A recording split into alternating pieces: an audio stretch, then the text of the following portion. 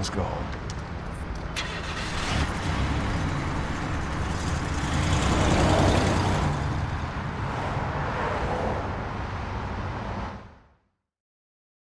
The final episode of the series is called... well, it's called This. The symbol itself refers to the end of a story in journalism, which is appropriate given the focus of the season and the fact that this is the end of our story. But I have no idea how you're actually supposed to pronounce that. I think it's pronounced 30, but I'm not sure. So I'm just going to call it the finale and leave it there. This is also the longest episode of the series, clocking in at 93 minutes. It's basically an episode and a half, and we'll talk about what that does to the pacing of the episode later. The episode was directed by Clark Johnson, who you'll remember directed the pilot and also stars as Gus. It's interesting that David Simon never directed any of the episodes of the show himself, or anything at all for that matter, in his entire career. The man knows his lane and sticks to it. The epigraph for the episode is "The Life of Kings," a quote by H.L. Mencken about the journalism industry. Mencken was a journalist and a scholar from Baltimore, widely regarded for his contributions to the English language in America and for his attacks on organized religion. His quote can be seen in full at the Baltimore Sun. It's interesting to end the series with a quote from Mencken, as his legacy is also complicated by his reputation as a racist and as an elitist. Forgive some sinner, and wink your eye at some homely girl. Fuck Henry Mencken. The episode opens with Carcetti learning the truth about the serial killer. Norman notes the irony that this issue, which helped the police get paid, also benefited Carcetti's governor campaign. Daniels wants the detectives fired and possibly prosecuted. However, Carcetti refuses, as he doesn't want to go public with this and blow up his campaign.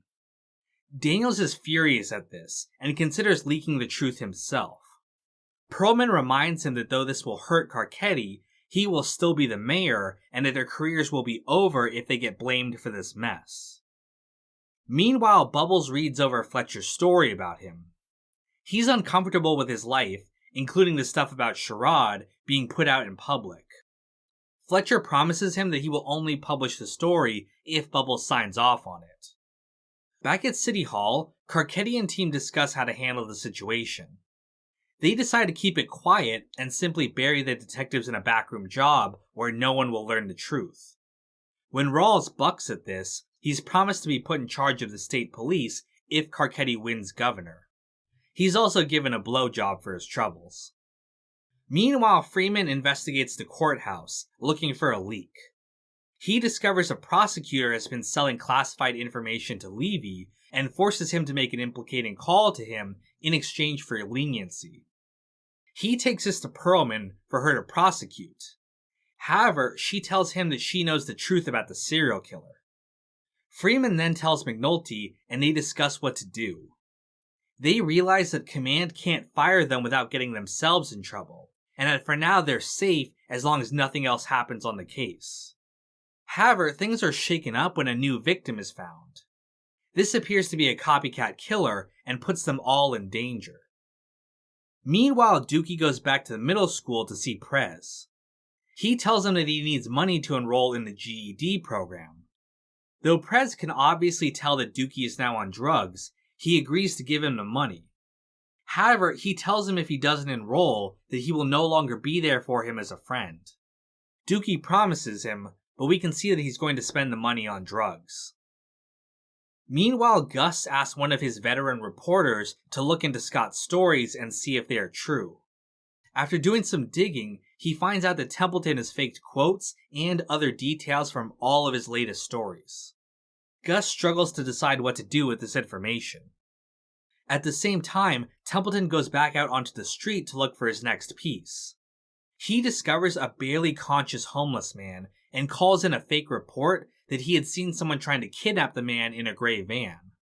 This is the most audacious lie Templeton has told yet, and McNulty and the other police officers know it's bullshit. When Gus gets wind of this latest lie, he finally confronts his boss. He makes it clear that Scott has been faking his stories with the proof to back it up. However, the bosses refuse to listen, as Scott's stories are good for their publicity. Meanwhile, Levy approaches Perlman. He knows the case against Marlowe is tainted with an illegal wiretap and threatens to expose it if they take the case to trial. Carcetti's office wants them to make this go away quietly without giving up the case, as it's part of Carcetti's Tough on Crime campaign. To reach a settlement, Perlman goes to Levy and threatens him with information about bribing a state's attorney. Although this is illegal and could land her in jail as well, she's able to blackmail him into forcing his clients to accept a deal that's not in their best interests. Chris pleads guilty to all of the murders in the Vacants, and Marlowe, though he'll get off with all his money, is forced out of the game. He ends up selling the Greek connection to the remaining members of the co-op for $10 million. He plans to go legitimate and become a businessman. Meanwhile, McNulty makes a break on the copycat case. He finds a business card on the victim and remembers a homeless man that collected them. They pull him in and he confesses to the killings. However, he's clearly crazy and will be sent to a mental institution. Though he only killed 2 of the victims, Rawls wants him to confess to all of them so they can wrap up this serial killer mess. However, McNulty refuses, as he won't falsely implicate someone for a crime they didn't commit. McNulty also confronts Templeton, telling him that he knows he's a phony because he made up the killer. With the serial killer ostensibly arrested, Carcetti announces that Daniels will be the next police commissioner. However, when he gets there, the mayor's office wants him to juke the stats for the next 2 quarters so Carcetti can win the governor's race. Daniels refuses, as he wants to do real police work instead of continuing the problems of the department. When Nerys threatens to expose his corrupt past, he makes a decision to resign from the department. McNulty and Freeman are also punished for their crimes. Though they can't be fired, they'll be buried in backroom units for the rest of their careers. They both choose to resign in the face of this, though McNulty hasn't earned a pension yet. The police then gather at Kavanaugh's to do a police wake for McNulty, who, despite all of his transgressions, is still loved by his fellow officers. At the wake, Kima reveals that it was her that informed Daniels. McNulty and Freeman forgive her, though, as she was only doing what she thought was right. Meanwhile, the co-op pull their money together in order to buy the Connect. Slim Charles ends up shooting Cheese in the head, as everyone knows that it was him that betrayed Joe for Marlowe. Despite everything that has happened, the spirit of the co-op continues now that Marlowe is out of the picture. At the newsroom, Gus and Alma have been demoted by their bosses after confronting Scott. Gus laments that for people like that, the newsroom was just a stepping stone for bigger things. But for real journalists like them, they just wanted to write about interesting things.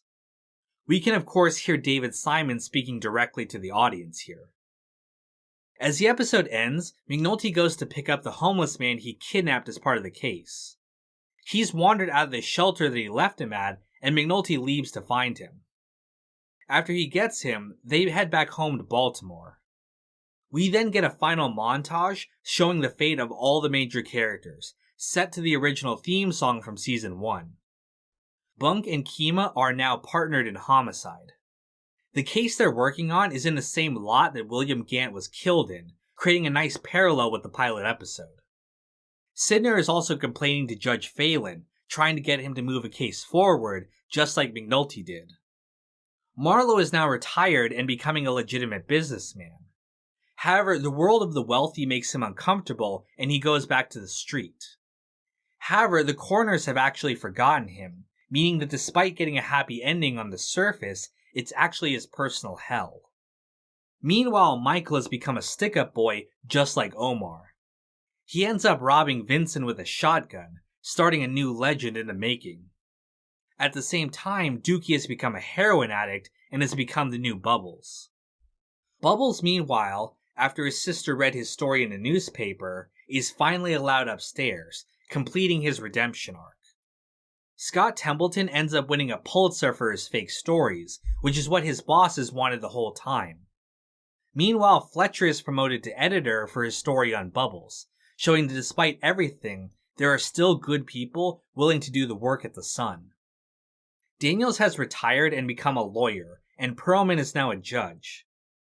Valchek also becomes the next commissioner, as he's willing to juke the stats for the new mayor, Nerese Campbell. Carcetti ends up becoming governor, having screwed over Baltimore to win it. Rawls is also put in charge of the state police for his part. We then move past the characters of the show and instead show the real people of Baltimore living their lives. Despite all the horrors of what has happened, things continue on as they always have. And life in Baltimore goes on. You'll notice that I've ended every season with that phrase. That's because The Wire goes for a realistic tone when it comes to life. Throughout the story, we see the consequences of the plot. Characters grow and develop over the 5 seasons, people are killed, and some lives are changed forever. But for the vast majority, life just goes on. Though the events of the story no doubt have an impact on their lives, for most people, it just doesn't really factor into their lives enough to notice. And that's realistic. I doubt many of you are that concerned with what the mayor of your city is up to, or what the latest police investigation is doing. For most people, these things just aren't that important to them. It puts the events of the story into perspective. No matter what the characters are struggling for, be it money, or success, or even justice, at the end of the day, life continues on regardless. As I stated before, this is how Simon and Burns chose to end their masterpiece, and it's telling that they ended it on such a bleak note when it comes to change. McNulty and Freeman tried to change the system, to force it to deal with the problems they believed were important. But in spite of their efforts, and also because of them, nothing has fundamentally changed. Though Marlowe is gone from the drug game, it continues on with new players. People continue to get high. Carcetti gets to be governor, having sold out the city he cared about. And the police still have to continue to try to do their job, with the entire system of Baltimore working against them. It's just like Bunny Colvin at the end of Season 3. In the end, all of his work was demolished and simply brushed aside. There's also connections with the other themes established in the first episode. The idea of being punished for giving a fuck when it's not your turn is continued most obviously by McNulty and Freeman, but also by Gus and Alma, who are punished for speaking the truth about Scott Templeton. It's a strong ending in terms of thematics, but the number of episodes in Season 5 means that the finale has to cram a lot into a single episode. Though the episode has a runtime of 93 minutes, it still feels rushed with having to wrap up all the remaining plot points. Again, it would have been nice if we'd had more episodes to gradually address all of these issues in a more natural pace. But for what we got, the episode is still very strong. David Simon also has a cameo in this episode. There's a sign that says "Save the Sun" in front of him, and it's right before Scott Templeton runs away like a little bitch. So I'm pretty sure Simon chose this scene as just one last part of his revenge fanfiction against Jim Hayner. Now, that's everything I have to cover in this finale. At this point, I've covered the entire plot of this show in detail. But I know that there are a lot of things I wasn't able to get to in these summaries. Stuff that I would have covered if I had done each episode individually, like the Soprano logs. Well, don't worry. I know what my viewers want. Now we can get to the real important stuff.